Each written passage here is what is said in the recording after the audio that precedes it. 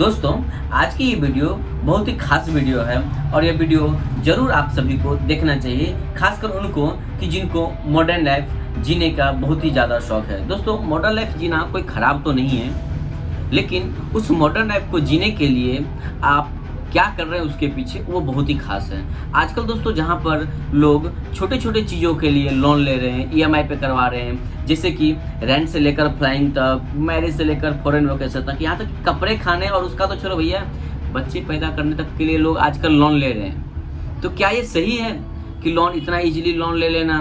वो अपने आप को मॉडर्न लाइफ दिखाते कि भैया हम मॉडर्न लाइफ में जी रहे हैं, और उनको ये मॉडर्न लाइफ दिखाने के लिए वो पीछे क्या कर रहे हो, खुद के लिए कैसा वो कब्र खोद रहे हैं कि उस कब्र में वो एक दिन वो नहीं, उनके पूरे फैमिली समा जाता है। और ये मैं नहीं करो, आप रिसेंट डेटा उठा करके देखिए, कितने सारे आपको ऐसे केसेस सुनाई देंगे जिसमें कि लोग सुसाइड कर रहे हैं। अभी जस्ट कुछ दिन पहले मुंबई वर्ली सी लिंक पे एक लोग ने अपने कार से उतर करके वहीं पर सुसाइड कर लिया था। Dies by suicide allegedly due to threat made by loan app in Chennai, 23-year-old। और अब एक हैरान कर देने वाली घटना आपको बता दें, 22 साल के युवा इंजीनियरिंग छात्र तेजस नायर की बेंगलुरु में आत्महत्या की खबर ने सबको परेशान करके रख दिया है। मध्य प्रदेश में 4 लोगों का एक परिवार रहता था। चारों बेहद खुश थे, जिंदगी ठीक ठाक चल रही थी। तभी परिवार के मुखिया की नजर एक रोज एक लोन ऐप पर पड़ी और इसके बाद से पूरे परिवार की जिंदगी बदल गई। इस एक लोन ऐप ने इस परिवार के 4 लोगों की जिंदगी ले ली। तो इससे बहुत सारे केसेस होते हैं लोग लोन लेकर के, और खास करके आजकल जो आपको इंस्टेंट लोन मिल जाता है, बहुत सारे ऐसे ऐप है जो कि आपको पर्सनल लोन ऑफर कर देते हैं सिर्फ एक आधार कार्ड पैन कार्ड पे। तो क्या है मतलब, ये लेना चाहिए या नहीं लेना चाहिए? इस बहुत सारा केसेस है। तो बेसिकली इस वीडियो को हम 4 पार्ट में डिवाइड करके इस वीडियो में समझेंगे कौन सा लोन लेना चाहिए और कौन सा लोन नहीं लेना चाहिए। फर्स्ट, गुड लोन क्या होता है और बैड लोन क्या होता है, कि हमें कौन सा लोन लेना चाहिए जो कि आगे जाकर के हमें ग्रोथ में हेल्प करेगा, और कौन सा लोन तो बिल्कुल ही हमें नहीं लेना चाहिए, वो हम देखेंगे। दूसरा, जब हम कोई भी लोन लेते हैं तो उसके ऊपर किस तरह का इंटरेस्ट लगाया जाता है, पेनल्टी लगाया जाता है, खासकर जो लोग क्रेडिट कार्ड और इजी पे ईएमआई यूज करते हैं, नो कॉस्ट ईएमआई यूज करते हैं, और वो बताते हैं कि हम हमारे से तो भाई चलो हम अभी लोन ले लेते हैं, हमारे को तो इसके ऊपर एक भी रुपया इंटरेस्ट पेनल्टी नहीं देना पड़ेगा या इंटरेस्ट हमें नहीं लग रहा है। तो कंपनी हमसे किस तरह से पैसा कमाती है और इंटरेस्ट और पेनल्टी के रूप में हमसे, प्रोसेसिंग फीस के रूप में, तो वो भी एक कैलकुलेशन पार्ट हम इसमें देखेंगे। और थर्ड, सबसे बड़ा इसमें आपको अपना पर्सनल एक्सपीरियंस बताऊंगा कि मैं भी कुछ समय इस चीज़ में था और मेरा किस तरह का इसमें ज़िंदगी था और मैं इससे किस तरह से बाहर आया, मैं आपको पर्सनल लाइफ भी बताऊंगा। और चौथा, मैं आपको कुछ ऐसा टिप्स भी बताऊंगा जिससे कि आप लोन लाइफ से हमेशा के लिए एग्जिट हो सको। तो गाइज, अगर आप ये चारों चीज़ अगर पूरा प्रॉपरली वीडियो देखेंगे तो आप खुद से एक डिसीजन ले पाएंगे कि आपने जो लोन लिया है उसको अब किस तरह से रिपे करना है और हमें लोन लेना चाहिए नहीं। जो जिन लोगों ने लोन अभी तक अभी लिया ही नहीं है तो वो लोग भी एक बार जरूर वीडियो देखेगा तो उनको समझ में आ गया कि कभी भी जो इस तरह के जाल में फंसते हैं, लोन के जाल में, वो कभी भी इस जाल में नहीं फंसेंगे। तो चलिए हम वीडियो को अभी स्टार्ट करेंगे। और हाँ, लास्ट एक यही बोलूँगा कि अगर आप लोग अगर अभी तक ये वीडियो देख ही रहे हो तो एक बार चैनल को जरूर सब्सक्राइब भी कर लीजिएगा। अब हम आते हैं first, good loan versus bad loan. तो गुड लोन क्या होता है और बैड लोन क्या होता है? बेसिकली देखिए, जब आपको किसी भी चीज़ का कोई भी जब आप लोन ले रहे हो तो सबसे पहले आप ये करिए, खास करके ऑनलाइन, मैं ऑनलाइन छोटा छोटा अमाउंट पर ज़्यादा ध्यान दे रहा हूँ क्योंकि आजकल लोग उसमें ज़्यादा फंस रहे हैं। बहुत लोग ऐसे करते हैं कि 10-10 लाख 20-20 लाख रुपए को कहीं पर भी एक साल सैलरी के, मान के उनका सैलरी 80,000 से 90,000 रुपये उनका सैलरी है, तो उस बेसिस पे उनको 15 से 20 लाख रुपये तक का पर्सनल लोन मिल जाता है। बहुत सारे बैंक ऐसे आपको फाइनेंस कर देते हैं, और वो पैसा उठाकर करता है क्या आजकल के युवा, शेयर मार्केट में इन्वेस्टमेंट कर देता है, मार्केट सिक्योरिटीज में इन्वेस्टमेंट करता है। बाद में होता है क्या, वो बहुत सारे आजकल मार्केट में फिनफ्लुएंसर जो है सो आ गए हैं, सो कॉल्ड, ये आपको दिखाएंगे कि एक दिन में आप पैसा डबल बनाए, ट्रिपल बनाए, बस आपको 5,000 रुपये का आपको भरना है शेयर मार्केट में। तो आप लोग उसके लोभ लालच में कि चलो भैया हम एक बार 5,000 रुपये लगाए, 5 से हमको 10 मिल गया, अब यहाँ पर हम डायरेक्टली 10 लाख रुपये लगाते हैं तो हमको डायरेक्ट 20 लाख मिलेगा, और कर देते हैं वहीं पर गलती, क्योंकि वो लोग तो अपना पैसा कमा रहे हैं। यहाँ पर जो गरीब युवा है, बहुत सारा आपको ऐसे केस, रिसेंटली केसेस मिल जाएंगे जिसमें कि लोग अपना हार्ड अर्न मनी ऐसे ऐसे इन्फ्लुएंसर को दे देते हैं और बाद में उनको देखने को क्या मिलता है कि पूरा का पूरा पैसा गायब हो जाता है। और बहुत तरह का साइबर फ्रॉड सब भी होता है, जो इसको भी आप एक तरह से साइबर फ्रॉड ही बोल सकते हैं। सेकंड, वो लोग फिर क्या करते हैं, फिर जब इसका रिपेमेंट होता है, रिपेमेंट वो लोग नहीं कर पाते हैं, फिर वो क्या करते हैं, इंस्टेंट लोन लेते हैं। अब इंस्टेंट लोन क्या होता है कि बहुत सारे आजकल आपको NBFC जो होते हैं वो लोग आपको लोन प्रोवाइड करवाते हैं। मेरे को नाम बोलने की ज़रूरत यहाँ पर नहीं है, आप लोग सब जानते ही होंगे कि बहुत सारे ऐसे ऐप हैं जो आपको आधार और पैन बेसिस पर करवा देते हैं। उसका रिपेमेंट करने के लिए ये लोग इसका लोन लेते हैं, पर्सनल लोन जो इंस्टेंट मनी से आता है। इस पे आप नहीं समझ पाओगे, इसका इंटरेस्ट मैं आपको एक चार्ट भी प्रोवाइड करवाऊँगा। बेसिकली ये लोग 25% से लेकर के यहाँ तक कि कभी कभी ये लोग 40 से 50% तक के लोग इंटरेस्ट ले लेते हैं, जो कि इलीगल है, कुछ तो लीगल भी है। ये सब लोग मोस्टली RBI से ऑथराइज होते हैं। तो आप यहाँ पर लेकर के बहुत लोग वीडियो में ये भी प्रमोट करते हैं कि आप लोन ले लीजिए, आपको लोन की पैसा भरने की जरूरत नहीं, आप ऐसे लीगल इशू फेस करें। अभी कुछ नहीं, आपको भरना पड़ेगा, चाहे जहाँ से आपको भरना पड़ेगा, और इसमें जेल हो जाएगा आपका। तो कभी भी ये सब गलती मत किया करिए कि मैं लोन ले लिया, मेरे को लोन का पेमेंट नहीं भरना, चलो ले लिया, फिर बाद में वो रो रहे हैं। बाद में जब उनके घर पे आते हैं वहाँ पे कलेक्शन के लोग, फिर बाद में कुछ केसेस में तो पुलिस भी आते हैं, घर सीज भी हो जाता है। तो इस केसेस में वो क्या जाता है कि आदमी लास्ट में आत्महत्या के अलावा उसको कुछ नहीं दिखता है, सुसाइड कर लेता है। तो ये चीज़ है, आप अभी से अगर करके रखेंगे कि पहले बात, आपको जब कभी लोन की ज़रूरत हो, कुछ आपको ऑनलाइन ही अगर परचेजिंग करने, सपोज आपको चलो अमेजॉन पे लेटर का जैसे सपोज किसी को मिल गया, किसी को फ्लिपकार्ट का मिल गया। बहुत सारे आजकल ऐसे ऑनलाइन शॉपिंग ऐप भी है जो आपको ऑनलाइन शॉपिंग करने के लिए यहाँ पर आपको फैसिलिटी प्रोवाइड करवा देते हैं, या सिंपल पे का करवा देते हैं, ऑप्शन करवाते हैं कि आप ले लीजिए, आपको 30 से 45 दिन के बाद आप पे करवा दीजिएगा, आपको पेमेंट एक भी पे एक्स्ट्रा नहीं करना पड़ेगा।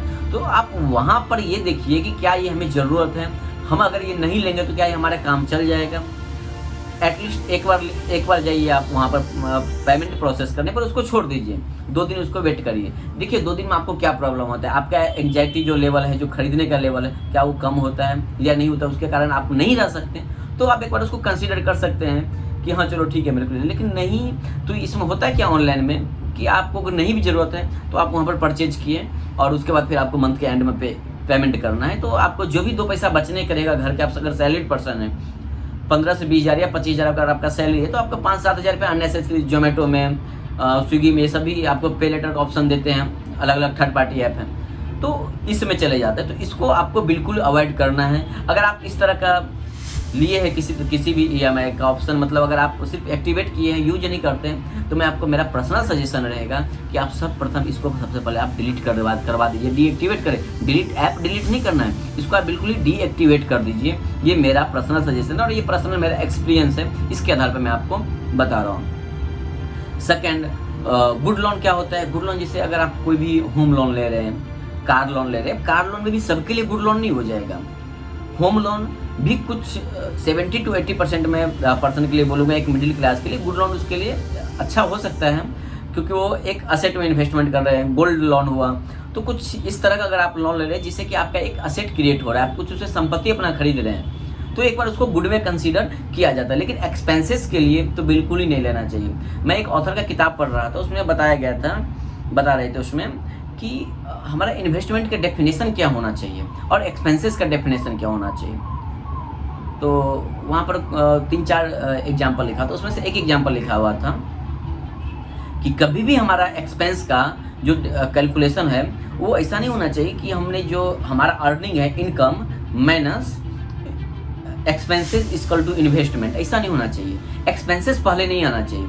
अगर आपका जो इनकम है उसमें से पहले आप अपना इन्वेस्टमेंट को माइनस करिए, उसके बाद जो बचे वो आपका एक्सपेंस है। तो ये हमें कभी भी हमारी लाइफ में होना चाहिए। तो कभी भी हमारे लाइफ में इस तरह का अगर हम करेंगे तो डिसबैलेंस नहीं होगा। हमारा जो इनकम है उससे सबसे पहले हमें इन्वेस्टमेंट पे ध्यान देना चाहिए और जो बचे फिर उससे हमारा घर चलाना चाहिए। तो इस तरह का हमें इन्वेस्टमेंट प्लानिंग पे भी ध्यान देना चाहिए। तो चलिए हम अपने टॉपिक पे आते हैं, होम लोन। तो होम लोन में क्या होता है कि आपको 8 से 9% के आज मान के चलते 7.8 से लेकर के 8.5 या कहीं पर 9% भी मान के चलती। ये आजकल के लगभग एवरेज में रेट ऑफ इंटरेस्ट पकड़ के चलता हूँ। तो होम लोन में आपका क्या होता है कि एक असेट क्रिएट होता है और असेट के बदले अगर आप ले भी रहे हैं तो होम लोन एक लॉन्ग टर्म में आपको एक अच्छा आपको बेनिफिट क्रिएट करके देता है। तो होम लोन मेरा पर्सनल मानना है कि अगर आपके पास घर नहीं है, बिल्कुल भी कोई एक भी घर नहीं है अगर आपके पास, तो आपको एक घर ज़रूर लेना चाहिए और उसके लिए अगर लोन हो तो लोन लीजिए और उसके लिए आप पे करिए, तो उसमें कुछ ज़्यादा प्रॉब्लम नहीं होता है। कल जाकर के मान चलो अगर आप लोन रीपेमेंट नहीं कर पा रहे हैं तो एक तो आपके पास ऑप्शन रहेगा ना कि ये आप घर बेच करके आप लोन को रीपेमेंट कर सकते हो। सुसाइड का तो नौबत नहीं आएगा ना, लेकिन अदर केसेस में यही सब चीज़ का नौबत आती है। तो मेरा मानना है कि आप होम लोन अगर लेना चाहें तो आप होम लोन ले सकते हैं। वैसे कार लोन अगर आप ऑफिसेस में हैं, ऑफिस में जॉब कर रहे हैं, आपका सैलरी अगर एटलीस्ट 1.5 लाख प्लस है तो आप एक बार कार लेने के लिए कंसीडर करें। अच्छा, बहुत लोग का ये भी कहना है कि जब हम लोन हमें तब लेना चाहिए जब हम, आप बहुत बड़े बड़े लोगों से इसे सुने होंगे कि लोन हमें ले लेना चाहिए जब कब कि हमारे पास अगर 3 टाइम्स अगर किसी चीज़ का पेमेंट करने के लिए हमारे पास ऑप्शन हो। तो मैं थोड़ा आपको इसका बेसिक डेफिनेशन बता देता हूँ कि अगर सपोज अगर मैं ये कैल्सी खरीदना चाह रहा हूँ तो ये कैल्सी खरीदने के लिए अगर सपोज इसका मार्केट प्राइस है अगर 1000 रुपये है, तो अगर हमारे अकाउंट में अगर 3000 रुपये है तो मैं 1000 रुपये तक का लोन हमें ले लेना चाहिए, मैं लोन पर ले लेना चाहिए। क्यों भैया? 1000 रुपये अगर आपके पास अकाउंट में है, आपको बैंक कितना इंटरेस्ट दे रहा है? 2.5 to 3 या 3.5। प्राइवेट बैंक कोई बैंक 4% का ऑफर कर रहा है, सेविंग बैंक पे यही मेरे हिसाब से यही इंटरेस्ट रेट है। आप भर कितना रहे हो? 20 से 22%। तो हमें कभी भी ऐसा मुक्ता वाला काम करना ही नहीं चाहिए कि आप अपने अकाउंट में पैसा रख करके 100 रुपये पे 3 से 4 रुपये आप कमा रहे हो और यहाँ पर आप किसी को 20 से 22 रुपया दे करके आ रहे हो और फिर बोल रहे हो कि हमारे अकाउंट में इतना पैसा है इसलिए हम लोन ले लेना चाहिए। लोन किसको लेना चाहिए और ये मेथड किसके ऊपर में अप्लाई होता है? ये मेथड अप्लाई होता है ओनली ऑन बिजनेसमैन के ऊपर में, कि अगर आप बिजनेस कर रहे हो तो आप कहीं से भी अगर मार्केट से लोन अगर बोरो कर रहे हो, पर्सनल लोन चाहे बिजनेस लोन हो, तो आप मार्केट से 40 से 45% ऑन एवरेज ईयरली आप कमा लेते हो। तो यहाँ पर अगर आप 20% पे भी कर रहे हो बिजनेस लोन के ऊपर या पर्सनल लोन के ऊपर में, तो आपको फर्क नहीं, आप यहाँ से प्रॉफिट कमा रहे हो। लेकिन इंडिविजुअल के लिए तो मेरे हिसाब से हर एक लोन लॉस ही है। मैं कैलकुलेशन भी आपको बताऊंगा, एक बार आप बताइएगा। अगर आपको लग रहा है इसमें कुछ अगर दूसरा कुछ फैक्टर है तो आप जरूर हमें कमेंट में भी बताइएगा। अब मैं चलता हूँ, आपको मैं दूसरा बताता हूँ। आपको इंटरेस्ट दूसरा सेकंड इसमें जो मैं बताया था आपको इंटरेस्ट एंड पेनल्टी कंपोनेंट। देखिए, कोई भी जो ईजी पे ईएमआई या कोई भी प्रोडक्ट आपको जो आजकल इंस्टेंट लोन के नाम पर मिल रहा है, कुछ भी आपको नो कॉस्ट ईएमआई पे नहीं मिल रहा है। वो लोग कैसे लेते हैं चार्ज, वो मैं आपको होम लोन का भी बता रहा हूँ और ईजी पे ईएमआई सब वाला जो इंस्टेंट लोन है उसका भी मैं आपको बता रहा हूँ। तो चलिए स्क्रीन पे चलते हैं। जब आप क्रेडिट कार्ड के जब आप कोई भी लोन ले रहे हो, क्रेडिट कार्ड से आपने कुछ जैसे कुछ सामान परचेज किया और उसको आपने सपोज 1 लाख रुपए का आपने कुछ सामान परचेज किया और बाद में उसको आपके पास मैसेज आने लगा कि आप इसको ये अपना ईएमआई पे आप इसको कन्वर्ट करवा लीजिए। आप ईएमआई पर इजीली सोचोगे चलो ठीक है यार, मेरे को भी 5-7 हज़ार रुपया आएगा, मैं भी अपना ईएमआई पे कन्वर्ट करवा लेता हूँ। लेकिन एक्चुअल वो किस तरह से बैंक में काटता है और बैंक इसमें किस तरह से प्रॉफिट कमाता है वो मैं आपको बताता हूँ। इसमें मैं एक एग्जांपल लिया हूँ कि अगर आप 1 लाख रुपए का लोन ले रहे हो और आप इसका रिपेमेंट जो है सो 6 महीना में करोगे, तो बैंक आपसे क्या बोलेगा कि आप इसका ना एक मिनिमम एवरेज अमाउंट अभी आप पे कर दो। तो मैं मान के चलता हूँ कि इसका एक 10,000 रुपया आपसे अभी 10% ले रहा है। 10,000 रुपये पे कर दोगे आप, बचा आपका 90,000 रुपया। अब जितना आपका लोन ये लोग फाइनेंस कर रहे हैं उस पर आपको एक सर्टन परसेंट ये लोग 2 से 4% के बीच में एवरेज रेट चल रहा है। ये आपको कन्वर्सेशन फीस के नाम पर आपको या प्रोसेसिंग फीस के नाम पर आपको ये लोग अपना चार्ज ले लेंगे।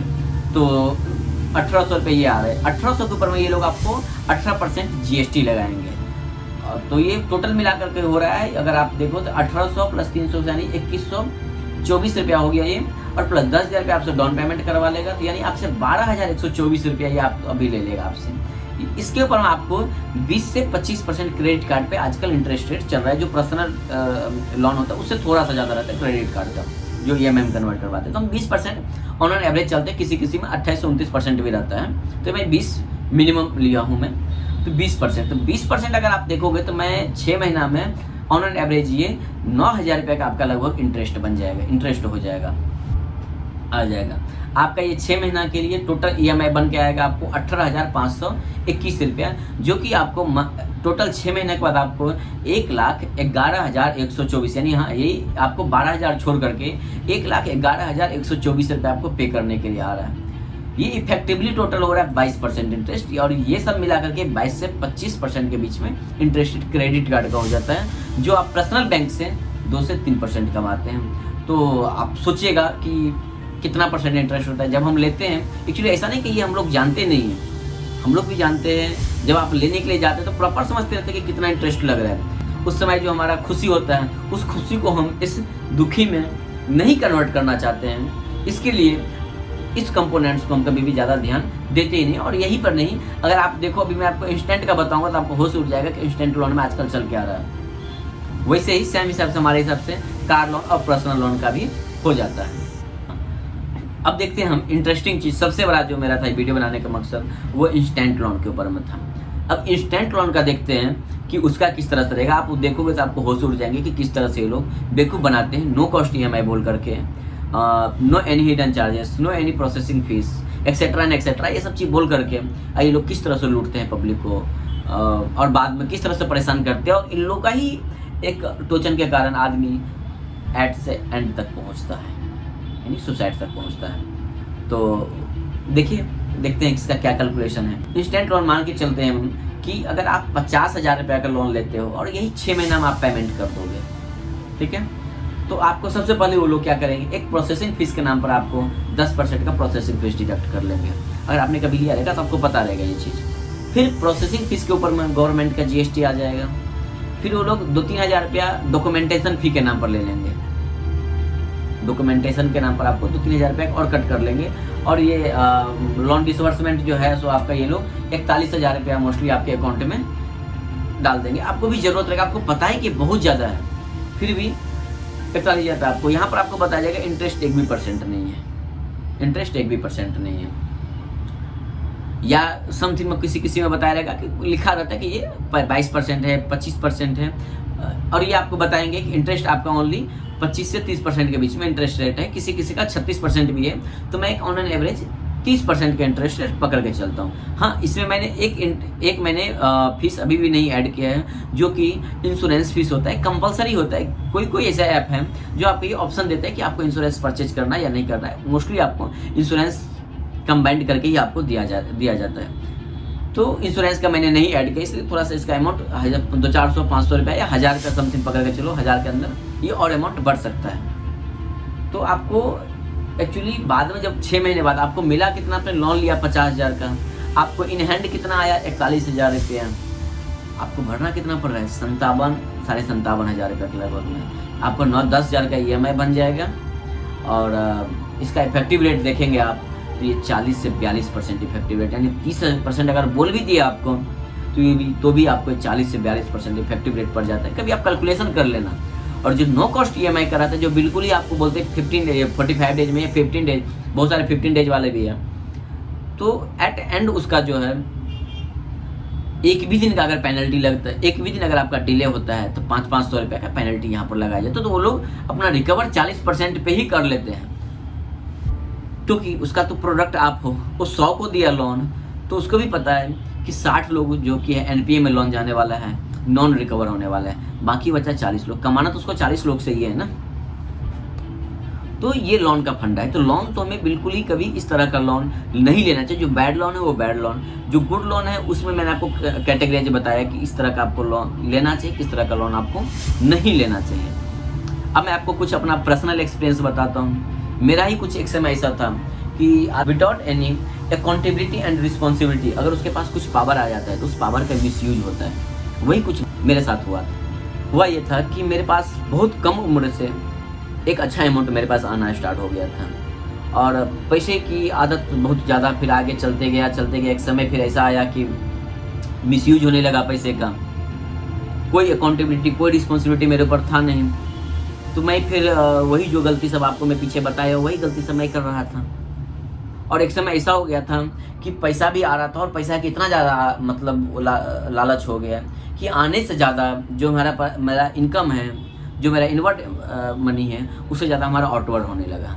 अब उसके बाद होने क्या लगा कि कुछ दोस्त लोगों से उधारी और कुछ बाहर प्राइवेट फाइनेंस वाले जो NBFC है, इंस्टेंट लोन वाला है, यहाँ से मेरे को इजीली लोन मिल जाता था क्योंकि हमारा सिविल स्कोर और हमारा अकाउंट का ट्रांजैक्शन बहुत अच्छा हुआ करता था। वो लोग मेरे को आगे से फ़ोन करके देते थे और बहुत इजीली वे, मतलब अगर मेरे को 10,000 चाहिए तो 50,000 मेरे को वो लोग लोन प्रोवाइड करवा देते थे। एक समय ऐसा हुआ कि मैं सारा का सारा लोन डिफ़ॉल्ट करना स्टार्ट कर दिया और मेरा जो 800 सिविल था वो 500 साढ़े 500 पे आ गया।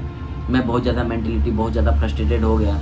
मैं न जाने जो मैं आपको बताया हूँ पिछले गलती में क्या क्या लोग कर लेते हैं, वही सब चीज़ में मैं भी जा रहा था। लेकिन फिर मैं अपने आप को संभाला और ये सब चीज़ जो मैं आपको बता रहा हूँ, ये सब चीज़ को मैंने छोड़ा और लोन लेना मैंने बिल्कुल ही बंद कर दिया। जितना भी मेरा ऐप था वो सब के सब मैंने डिलीट नहीं किया, डीएक्टिवेट कर दिया। जितना भी इंस्टेंट लोन वाला सब था वो सबको सब मैंने डीएक्टिवेट किया और डीएक्टिवेट करने के बाद मैं अभी बहुत अच्छे से रहता हूँ, मेरा माइंड बहुत ज़्यादा फ्री रहता है। तो मेरा भी कुछ ऐसा ही स्थिति था। तो मैं आपको एक अपने बड़े भाई छोटे भाई समझ के मैं आपको एक एडवाइस कर रहा हूँ कि कभी भी आप इंस्टेंट लोन, पर्सनल लोन, इस तरह का आप जो कभी मिसयूज को हो, कभी कोई इसका कुछ काम नहीं, खास करके शादी के लिए, पार्टी के लिए, मैरिज के लिए, रेंट के लिए, ये सब चीज़ के लिए तो कभी भी लोन लेना ही नहीं चाहिए, चाहे किसी भी परिस्थिति में। अब 1-8% वो अलग हो सकता है कि आपको रेंट, मतलब आपको अब जीने के लिए वो चाहिए ही चाहिए, मतलब तो भैया अगर तो अलग बात है, तो वो अलग बात है। मेरा तो ये भी मानना है कि अगर आप रेंट पे करने के लिए अगर आपको EMI लेना पड़ रहा है, लोन लेना पड़ रहा है, तो इसका मतलब ये है कि आप अफोर्ड नहीं कर पा रहे हो उसको आप छोड़ देना चाहिए। थोड़ा सा आपको अपना जो पर्सनैलिटी है वो अप से थोड़ा सा डाउन करना चाहिए, क्योंकि आप अगर इस महीने अगर आप रेंट पे करने के लिए अगर आप EMI ले रहे हो तो नेक्स्ट महीने अगर आपके पास पैसा आएगा भी तो सर्वप्रथम आप सबसे पहले उस EMI को पे करोगे, ना कि आप रेंट को पे करोगे। फिर रेंट पे करने के लिए आपके पास पैसा नहीं रहेगा तो फिर से आप EMI लोगे। तो ये एक क्रम चलते रहता है और ये हमें लगता है कि हम एक बार कर रहे हैं, 2 बार कर रहे हैं, लेकिन ये क्रम कब फिर आगे चले जाता है और ये 10,000 20,000 से कभी 1 लाख में कन्वर्ट हो जाता है, ये पता भी नहीं चलता है। तो मेरा सर्वप्रथम यही सजेशन रहेगा कि आप इस तरह का बिल्कुल लोन लेने से बचें। और लास्ट फाइनल जो मैं बोल रहा हूँ, लोन लैब से एग्जिट हमेशा के लिए, जैसे कि पीछे मैंने बताया कि क्या गंदा लोन हो तो बिल्कुल नहीं लेना चाहिए। और दूसरा में ये कि जिस लोगों जिन्होंने ये लोन ऑलरेडी ले चुके हैं, जिनके पास ऑलरेडी होम लोन चल रहे हैं, पर्सनल लोन चल रहे हैं, कुछ फ्रेंड का लोन चल रहे हैं, ये इंस्टेंट लोन सब चल रहे हैं, तो सबसे पहले मैं आपको अभी जो एग्जाम्पल दिखाया उसके हिसाब से सर्वप्रथम आपको अपने कैटेगराइज बनाइए कि अर्जेंट कौन है, कौन सा लोन डिफ़ॉल्ट चल रहा है, कौन से लोन पे ज़्यादा पेनल्टी और कौन से लोन पे सबसे ज़्यादा इंटरेस्ट लग रहा है, उसको सबसे पहले आप एक बार कैटेगराइज करिए। जब वह एक बार कैटेगराइज हो जाएगा तो जो सबसे पहले छोटा लोन हो, जो सपोज मान के चलते हैं कि अगर आपका सैलरी 30,000 रुपया है और आप 5 लाख रुपये 5 अलग अलग कैटेगरी से आप लोन लिए हो, तो आप सबसे पहले ये कोशिश करो कि अंदर 50,000 जितना भी लोन है ना, उसको आप एक बार पे कर दो, पूरा फुल एंड फाइनल सेटलमेंट कर दो उसको। वो 2 महीना लगेगा, 3 महीना लगेगा, उसको पे कर दो। उसके बाद आप आ जाओ कि जो सबसे पहले हाई इंटरेस्ट रेट वाला लोन है, और लेकिन वो अमाउंट अगर छोटा है, 1 लाख रुपये के अंदर है, तो आप उस पर सबसे पहले फोकस करो। उसको आप एक्स्ट्रा EMI पे करके या उसको सेटलमेंट 2-3 EMI जाता है तो उसको सेटलमेंट करवा लो आप। और जो कम इंटरेस्ट रेट पे है, एक लोन एक ऐसा रखो जिससे कि जो इतना मतलब पे कर दो कि वो लोन घटते घटते आपका EMI मंथली का 10,000 रुपये से ज़्यादा नहीं होना चाहिए। तो 10,000 रुपये से अगर कम में अगर आपका EMI आ जाता है तो आपका एक माइंड का जो फ्रस्ट्रेशन है वो भी एक कम होगा आपको, और इन फ्यूचर आपको एक सबक भी मिल जाएगा कि लोन बिल्कुल भी हमें नहीं लेना चाहिए। और आपका धीरे धीरे अपना फ्रस्ट्रेशन भी कम होगा, लोन का अमाउंट भी कम हो जाएगा और आपको एक चैन का नींद भी आएगा। तो मेरा एक छोटा सा सजेशन था आपका। बाकी आपका क्या राय है वो ज़रूर हमें कमेंट बॉक्स में बताइएगा। तो चलिए चलते हैं, तब तक के लिए बाय बाय।